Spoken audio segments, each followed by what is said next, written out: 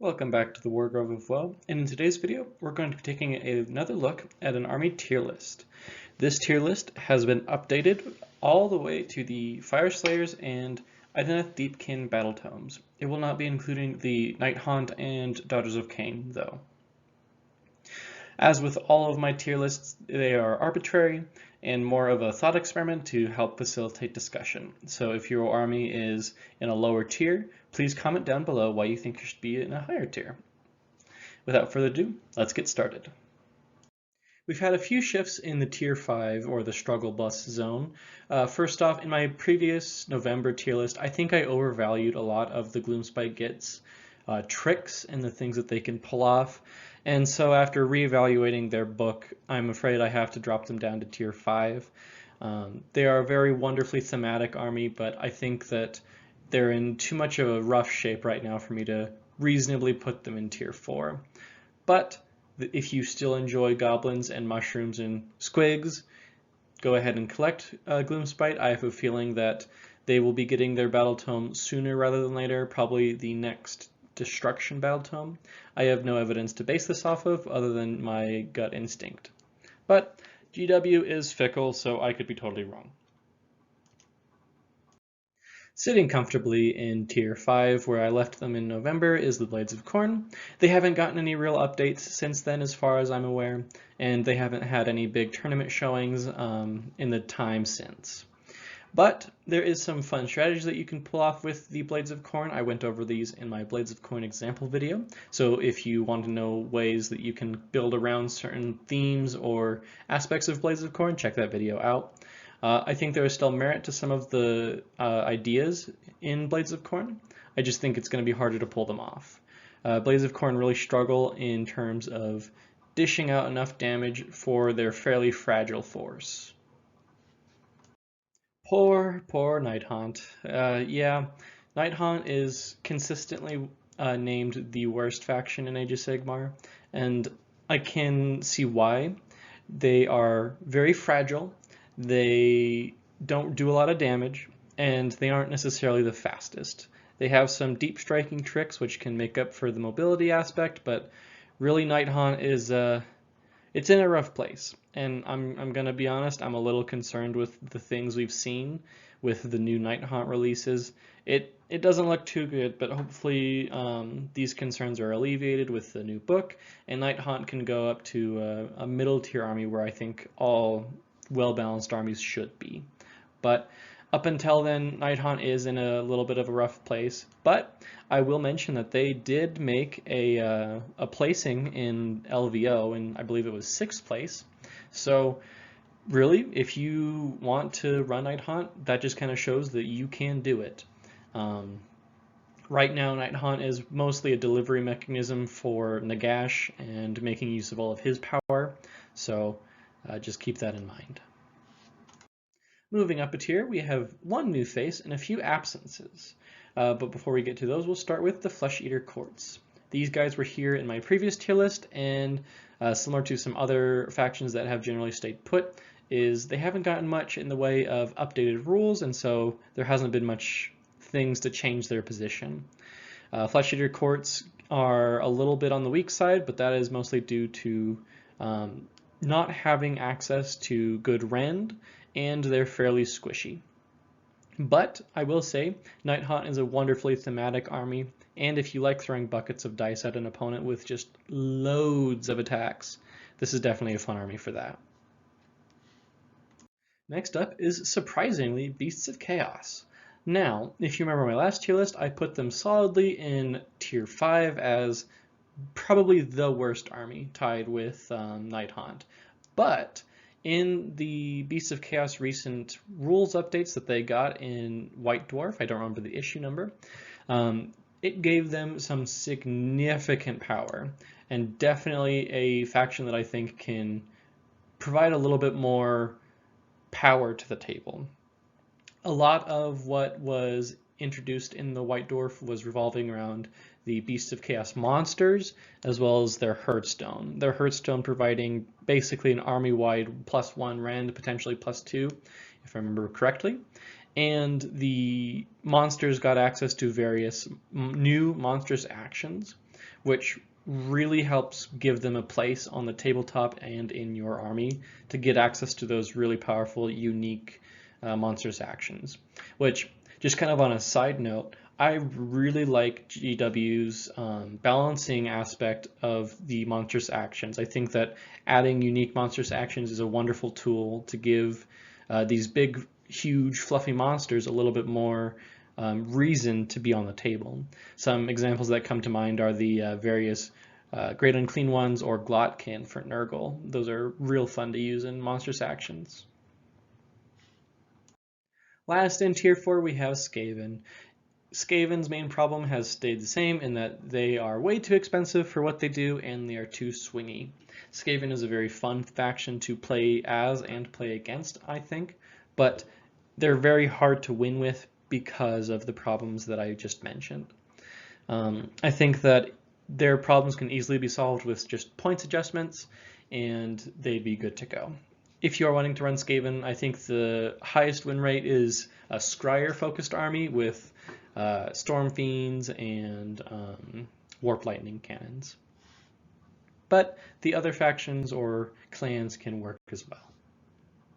Next up in the nice and fat middle tier, we have Fyreslayers. Now, unfortunately, the Fyreslayers book, it didn't really do much for them. If anything, it was a side grade. Some consider it a downgrade. They still have a lot of the same issues that they had previously, and some of their tools were changed or otherwise rearranged. Now, this is one of the newest book. I believe it is currently the newest book, as the Daughters of Khaine and Night Hunt have not come out yet. They're for pre-order this weekend. But the Fyreslayers kind of fell short a little bit of the counterpart book, the Idoneth Deepkin. I still think Fyreslayers are very powerful, and you can do some neat tricks with them, but I think it didn't really address a lot of the issues that Fyreslayer players run up to. But take this placement with a pinch of salt, as the book is still really fresh, and so people have yet had time to really innovate or fully explore through the book. But this is just my initial placement. Next up is Hedonites of Slaanesh. Now, a lot of people think Hedonites need to go into Tier 4 or even Tier 5. Now, I don't think that's the case. I think that Hedonites can do a whole bunch of stuff, and they have a lot of potential, which was shown in a recent grand tournament in Poland, where a Slaanesh list won the whole tournament. It was a really interesting list that involved a lot of summoning and a lot of Blissbarb archers, so it shows that Slaanesh and Hedonites of Slaanesh can still succeed, even though they kind of struggle in the current meta with little rend and having a lot of just one rend stuff. But if you like the purple BDSM boys, go for it. Next up is Ogre Mod Tribes. These guys are put here almost exclusively for the Beastclaw Raiders.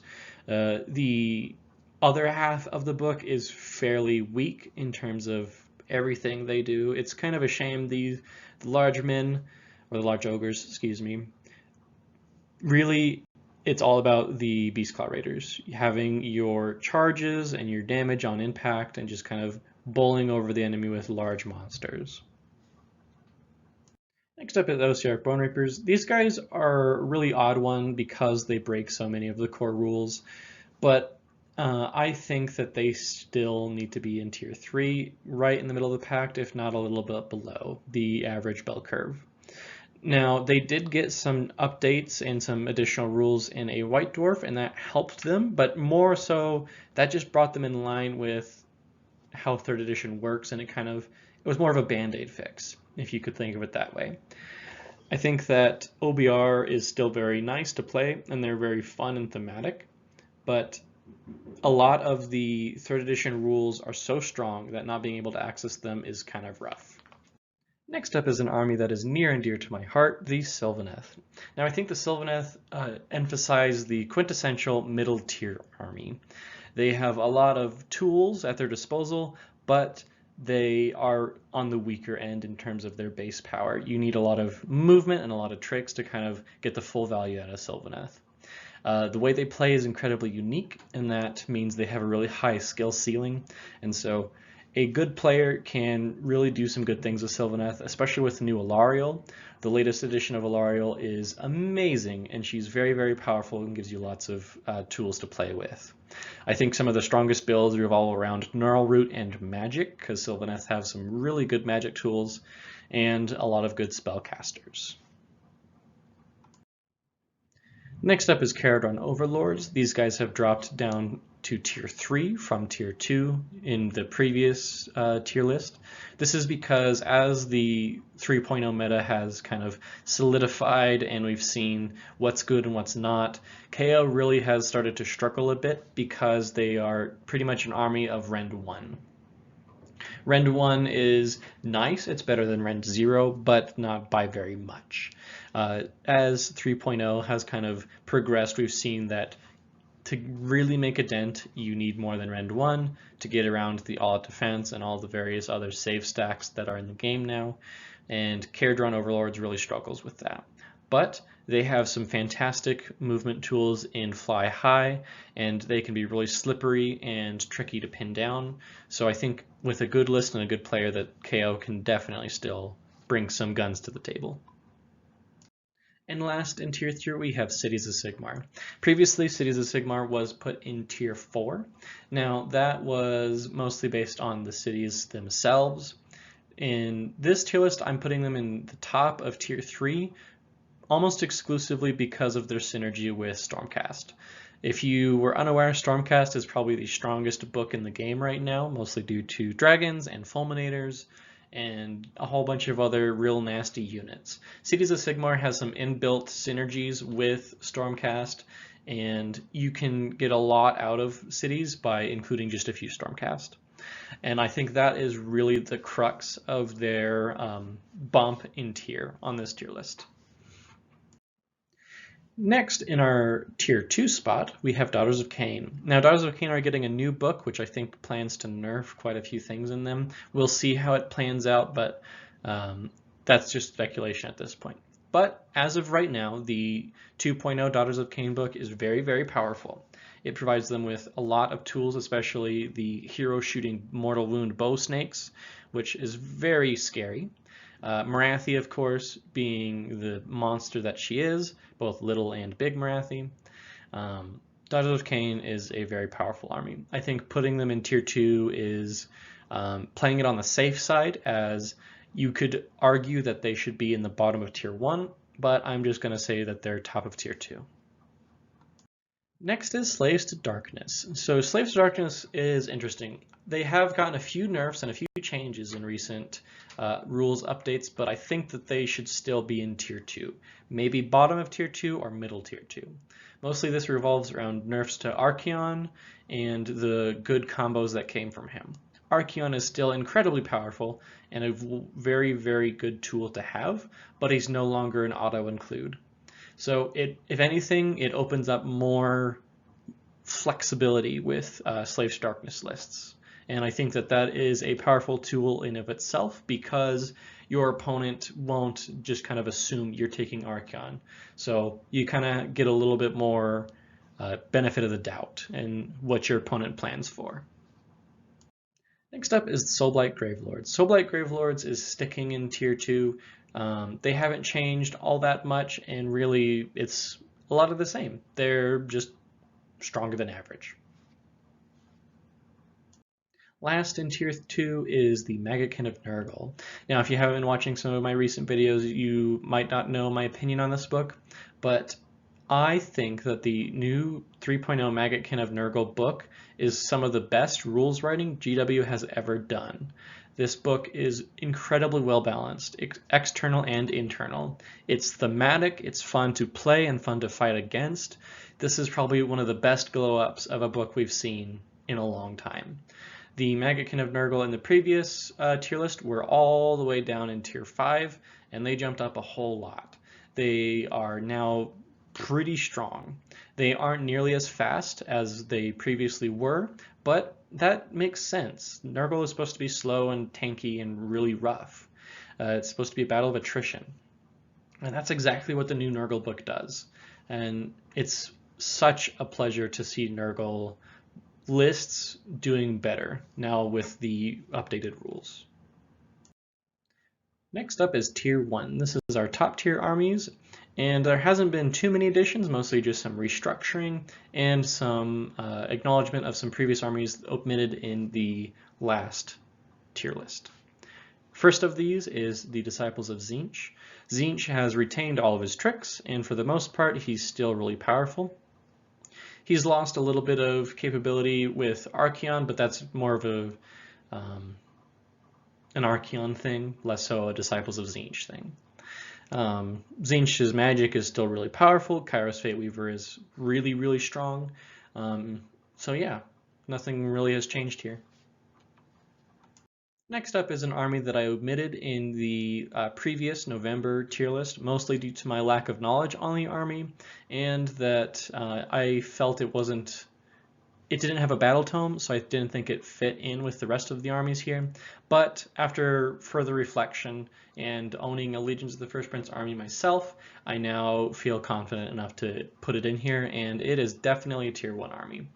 If you haven't taken a look at the latest balance pass for prime targets or whatever the name of it is, where certain units give extra victory points when they're slain, a lot of the chaos ones were targeted specifically at Legions of the First Prince.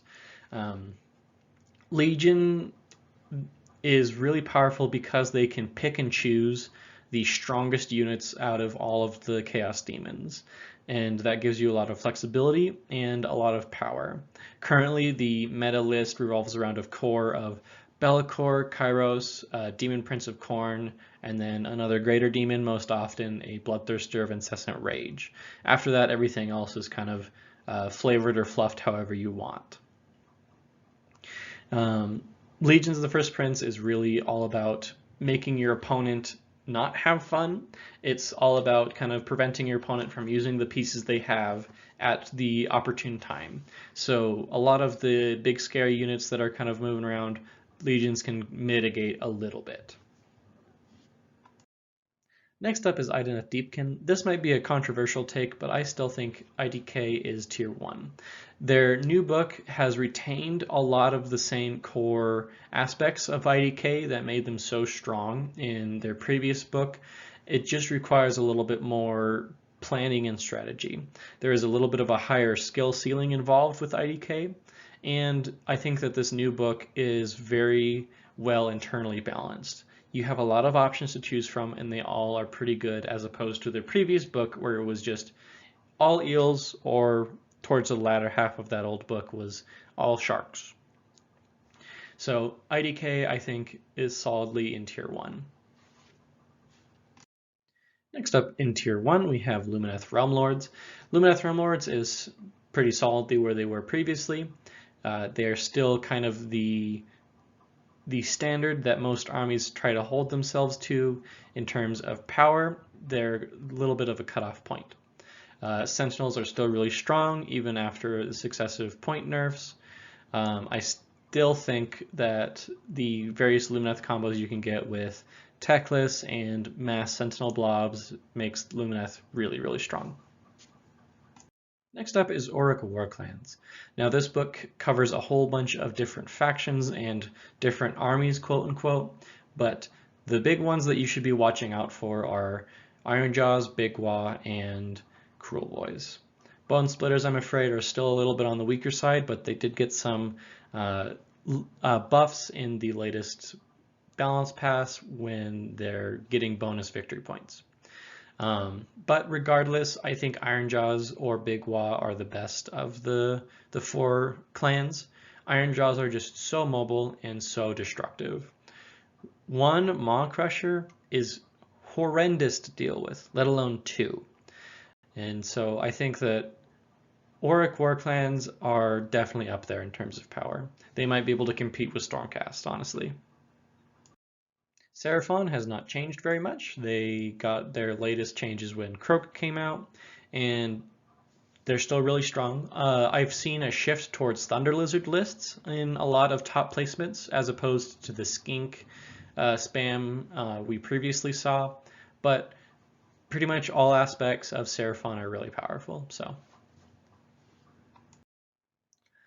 second to last, we have Sons of Behemat. Now, Behemat is definitely still one of the reigning kings of the meta, mostly just because of their all monsters and a lot of really gnarly output. Sons of Behemat with the new Kragnos is really, really scary. I think that that is probably one of the scariest things you can come up across again in a tournament. Next up, we have honestly the undisputed strongest book in the game right now, and that is Stormcast Eternals. In my previous list, I put them at tier 2, but that was before Dragons came out and before the Stormcast book really solidified itself as the monster that it is. Pretty much every tournament or every list you are going to think about, can this deal with Stormcast Dragons? And oftentimes that's a no. Unless your army can come up against a Stormcast Dragons list and come out somewhat unscathed or on top, then you're going to have a hard time placing at tournaments. But all things considered, they're a super fun army. They have the most options in the game. And if you aren't interested in Stormcast Dragons, you're still going to have a really good time. A lot of the book has good buffs and synergies to really let you hammer home what your army is supposed to do. That was my updated tier list for Age of Sigmar 3.0. If you enjoyed this video, please leave a like or a comment, and if you want to see more content like this in the future, please consider subscribing. This has been the Wardrobe of Woe, and I'll talk to you guys next time.